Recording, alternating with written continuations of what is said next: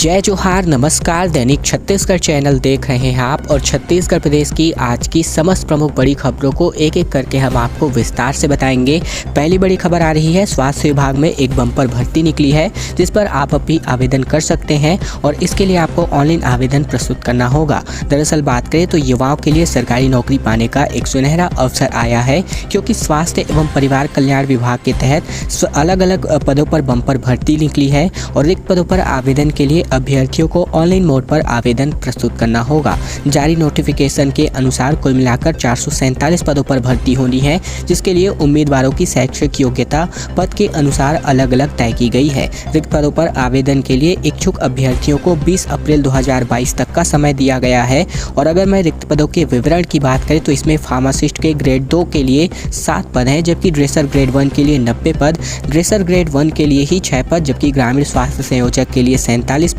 और इधर मैं बात करूं तो वार्ड बॉय या फिर आया के लिए 211 पद, लैब असिस्टेंट के लिए 4, डार्क रूम असिस्टेंट के लिए 1, जबकि ओटी अटेंडेंट के लिए 15 पद, ओपीडी अटेंडेंट के लिए 6 पद, अटेंडेंट एनआरसी के लिए 1 पद, जबकि चपरासी और चौकीदार के लिए महज 20 और 15 पद हैं। इसके अलावा स्वीपर, धोबी, कुक और मेस सर्वेंट के लिए बात करें तो 11, 4, 7 और 2 पद यहाँ पर रखे गए हैं और इसके लिए आप अपना आवेदन जो है 20 अप्रैल तक प्रस्तुत कर सकते हैं।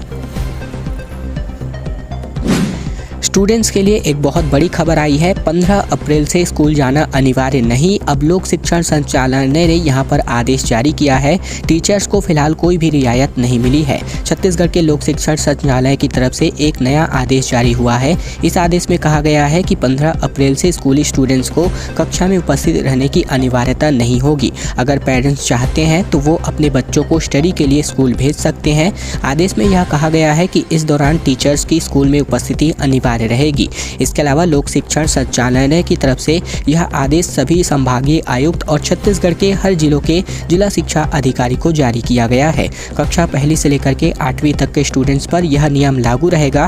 फिलहाल 1 अप्रैल से स्कूल खोले गए हैं। कक्षा पहली से लेकर 8वीं तक के बच्चों को फिलहाल 15 अप्रैल तक स्कूल जाना अनिवार्य होगा, जबकि 9वीं से लेकर के 12वीं तक के छात्र छात्राओं को कक्षाएं में नहीं लगेंगी। इसके अलावा गर्मी की छुट्टियों को लेकर के इस बार का नियम थोड़ा सा बदला है।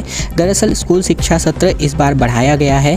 पहले यह शिक्षा सत्र 31 मार्च तक रहता था और इसके अनुसार सरकारी स्कूलों में अप्रैल में कुछ दिन क्लासेस लगती थी, लेकिन इस बार का सत्र को बढ़ाकर लगभग 30 अप्रैल तक कर दिया गया है।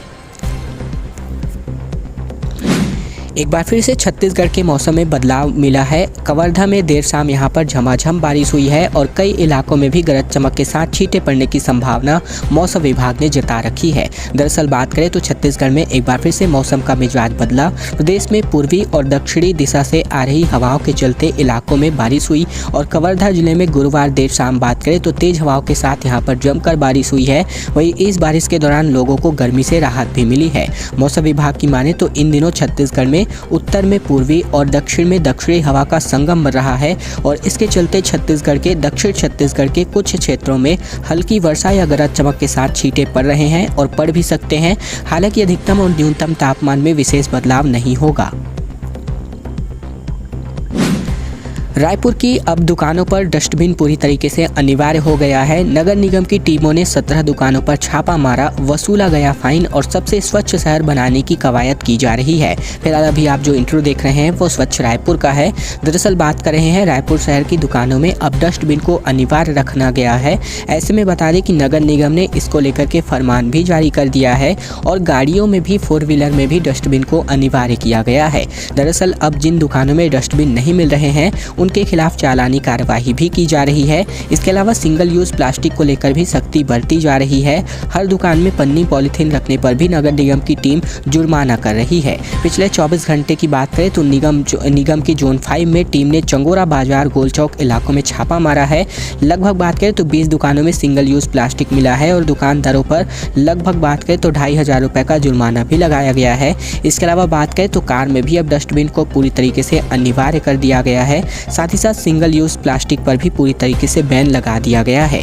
1 जुलाई से छत्तीसगढ़ में सिंगल यूज प्लास्टिक पर भी बैन कर दिया जाएगा और हाल ही में गोल बाजार में 7 दुकानों पर छापा मारकर निगम की टीम ने लगभग 200 किलोग्राम प्रतिबंधित पॉलीथीन को जब्त किया है और कारोबारियों पर 20,000 रुपए तक का भी फाइन लगाया हुआ है। नारायणपुर जिले के दौरे पर रहेंगे आज मुख्यमंत्री भूपेश बघेल। जिले वासियों को देंगे 127 करोड़ 83 लाख रुपए के विकास कार्यों की सौगात। दरअसल बात करें, मुख्यमंत्री भूपेश बघेल आज के दिन नारायणपुर प्रवास के दौरान नारायणपुर वासियों को 127 करोड़ 23 लाख रुपए की लागत के 101 विकास कार्यों की सौगात अर्पण करेंगे। इसमें 72 करोड़ 8 लाख 25 हजार रुपए की लागत के 46 कार्यों का लोकार्पण और 55 करोड़ 75 लाख रुपए की लागत से 55 विकास कार्यों का भूमि पूजन भी शामिल है। इसके अलावा मुख्यमंत्री बघेल सामूहिक कन्या विवाह योजना में शामिल होने सहित विभिन्न शासकीय योजनाओं से लाभान्वित हितग्राहियों को चेक एवं उनकी जरूरतों का सामान वितरित करेंगे। इसके अलावा मुख्यमंत्री बघेल नारायणपुर जिले के 251 जोड़ों को सामूहिक कन्या विवाह योजना अंतर्गत विवाह योजना में विवाह समारोह में शामिल होंगे और नवविवाहित जोड़ों को यहां पर आशीर्वाद भी प्रदान करेंगे। इसके अलावा बात करें तो 500 किसानों को मसाहती पट्टे यहां पर वितरित करेंगे। इसके अलावा मुख्यमंत्री बघेल जो है समाज कल्याण विभाग के 36 हितग्राहियों को श्रवण यंत्र, ट्राइसिकल, बैटरी चलित ट्राइसिकल और दिव्यांगजन विशिष्ट पहचान कार्ड भी वितरित करने जा रहे हैं।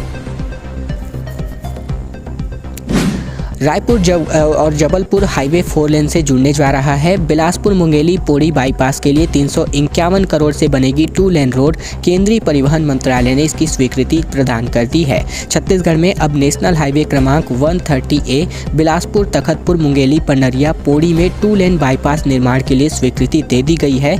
इसके लिए केंद्रीय परिवहन मंत्रालय ने 351 करोड़ 19 लाख रुपए का बजट भी जारी कर दिया है।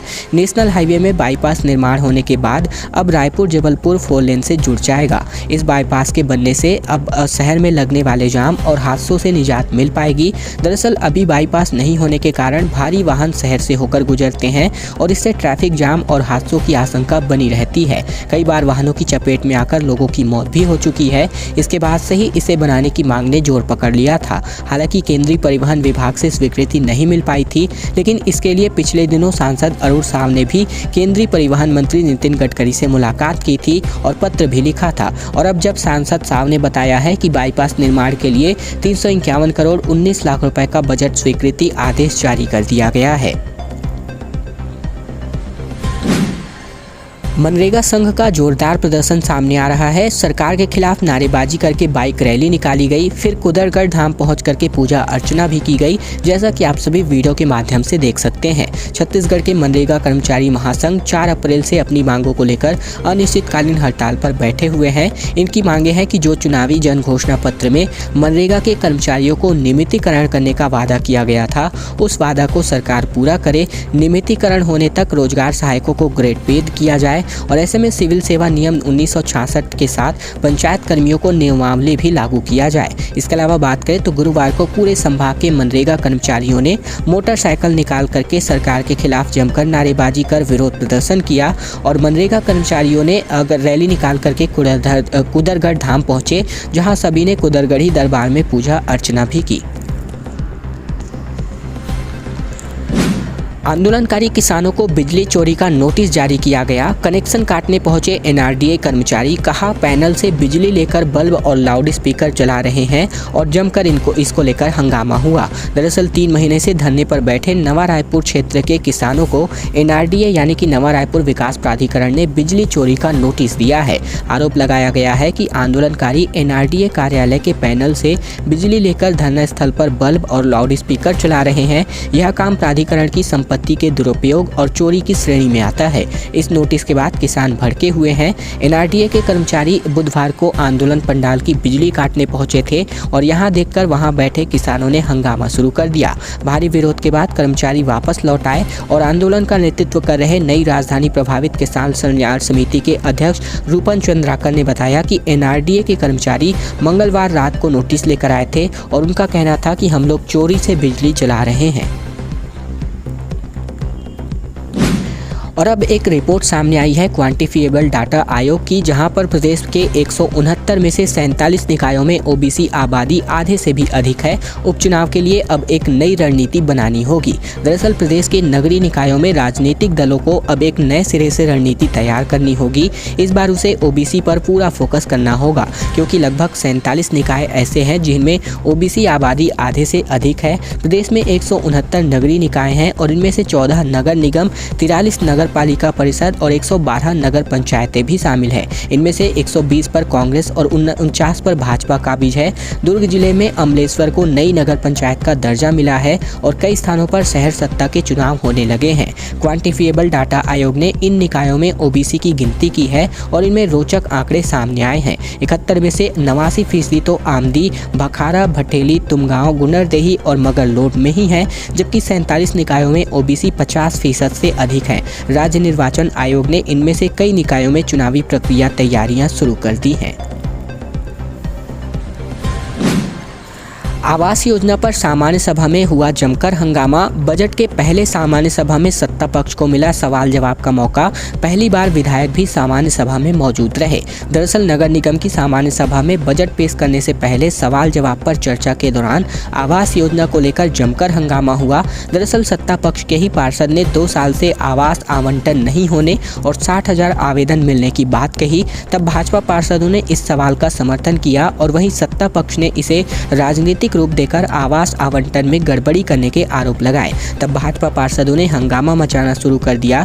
नगर निगम की सामान्य सभा में पहली बार शहर विधायक भी मौजूद रहे।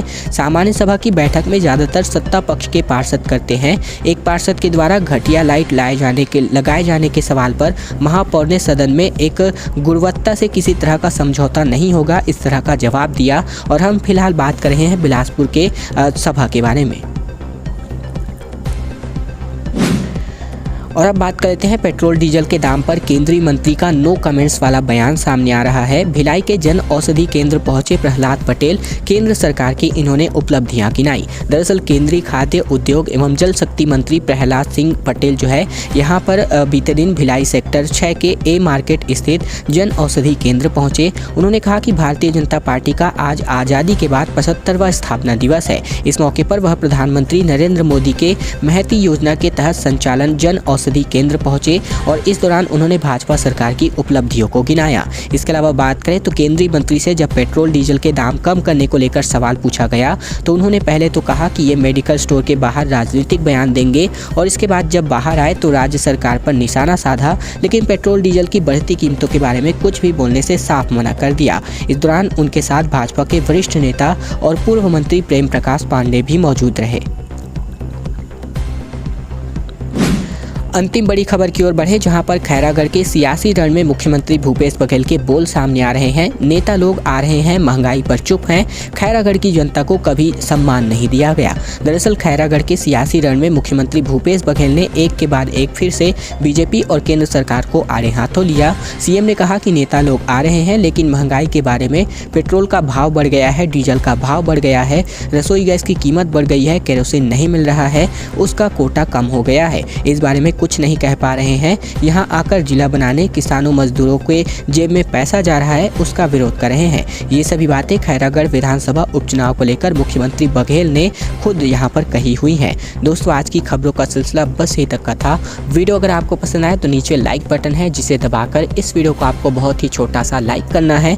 नीचे लाल कलर का सब्सक्राइब बटन दिया है जिसे दबाकर चैनल को सब्सक्राइब करना है ताकि प्रतिदिन की महत्वपूर्ण खबरें, छत्तीसगढ़ के समाचार रोजाना बिना किसी रुकावट रोजाना हम आप तक पहुंचा सके। तो चैनल सब्सक्राइब जरूर कीजिएगा।